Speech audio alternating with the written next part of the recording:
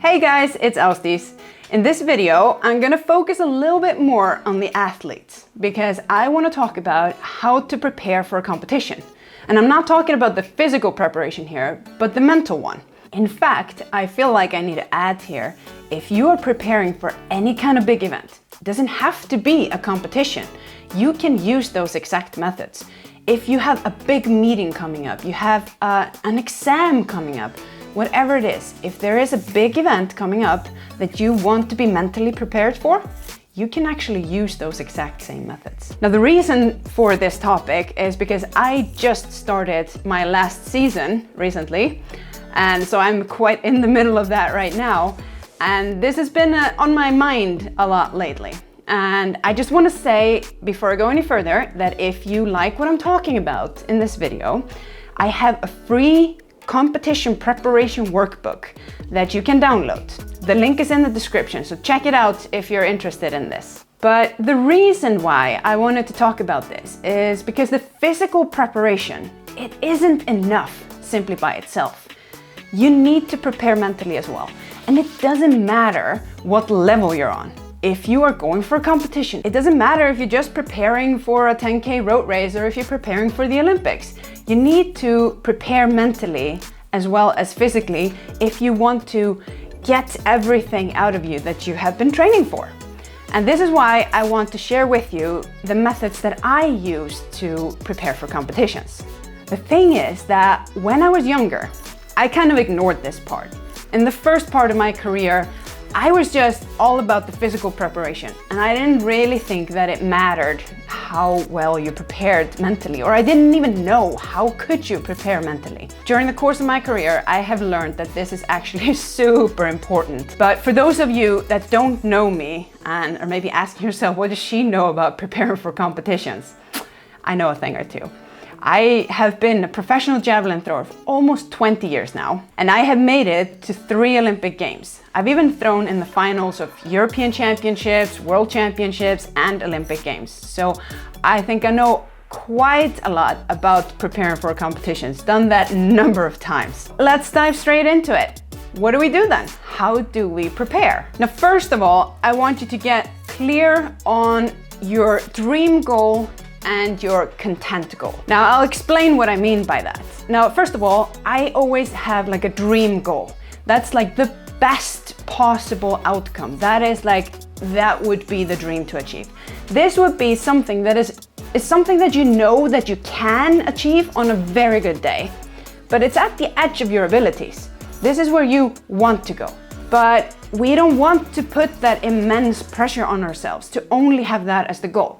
So I always set also a content goal. That is like something that I know that I can do on an okay day. If I achieve this performance, I will be content. Maybe not super happy, but I will be content. And the reason that I have those 2 goals, if you only have the dream goal, you can very easily get disappointed with yourself and frustrated. But sometimes we need to remind ourselves, even if we have an okay day, we can still be content and we don't need to beat ourselves up.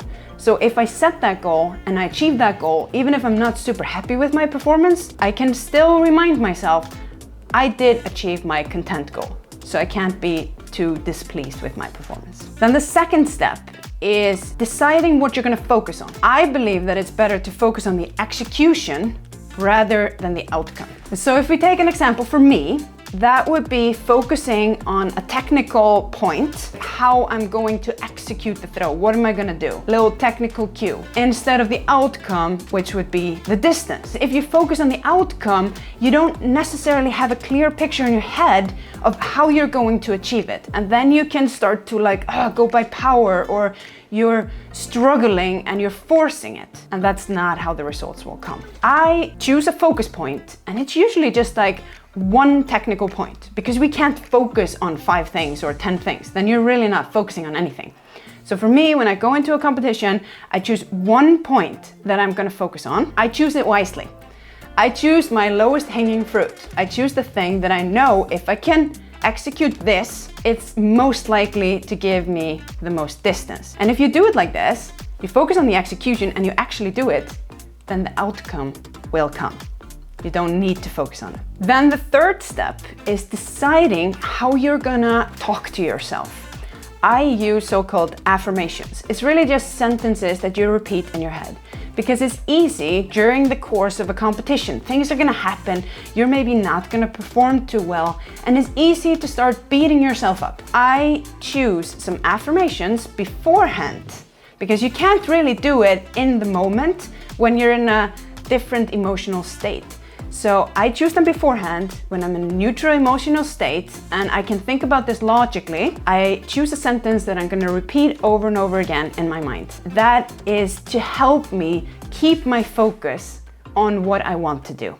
I think this is super important because you can so easily get derailed, and especially I've had those days when it's just not going well and you start spiraling. Oh shit, why am I so bad today? Why can I not do anything? And then you just drag you down and you go into a downward spiral and you can't get out of it. This is so crucial in your mental preparation, is to keep that focus and use affirmations to do it. And the last step in the preparations is to plan out your day. I like to write a time schedule for the day. I know some people think this is too rigid, but I feel like it helps me. I decide when I'm gonna wake up. Everything is in relation to the start of the competition. If I have already decided everything that I'm gonna do, I decide when I'm gonna wake up, when I'm gonna eat breakfast, when I'm gonna eat lunch, when I'm gonna start warming up, when I'm gonna go to the track, all of these things. I plan it all out, and then I don't have to make any decisions on the competition day. I'm resting my mind and my willpower and everything as much as I can, and my focus before the competition, because I already have a plan for the day, and then I just flow right through it. Of course, you have to be a little flexible, because sometimes unexpected things happen and you can't expect to be able to follow the plan 150%. So don't stick yourself to the plan, but have that plan in mind so that you can just flow through the day and you're ready to put in all your focus when it's go time. I know that all of this might seem and sound a little over the top when you hear it all like this. Do I really need to write all of this down? I would really recommend that you try it, because it gives you so much clarity over your focus to not just have all these things in your head, but actually put them down on paper, and then you just have it there and you don't have to worry about forgetting something, and it's all there. It really helps. I recommend that you try it. Give it a try. Don't lose anything. See if it works for you. And like I said before, it does not matter what level you're on. If you are preparing for a competition, if you've been training hard and game day is coming, then you want to be prepared, and this is gonna help you. If you wanna use these methods, you can download my competition preparation workbook. It's absolutely for free. It has all these questions and it will guide you through this exact process that I just talked about now. Thank you so much for watching, and see you next time. Good luck to you, and good luck in that competition. Go kick some ass.